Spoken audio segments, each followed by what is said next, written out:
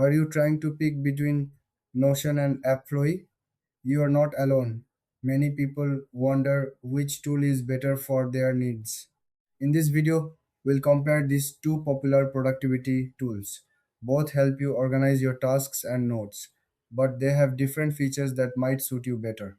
Let's start with Notion. Notion is known for its flexibility. You can create notes, databases, and even to do lists all in one place. It has a clean design and offers many templates. This makes it easy for users to set up their workspace. Plus, it works well for both personal and team projects. Now, let's talk about Appflowy. Appflowy is a newer tool that aims to provide a similar experience to Notion. It focuses on privacy and open source features.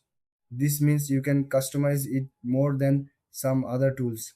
AppFlow also allows you to create notes and tasks, but it's still developing its features. So, what are the main differences? Notion has a more extensive set of features and templates. It's great for those who want a polished experience.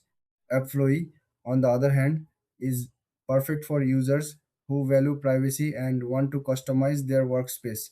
When it comes to pricing, Notion offers a free version, but advanced features require a subscription.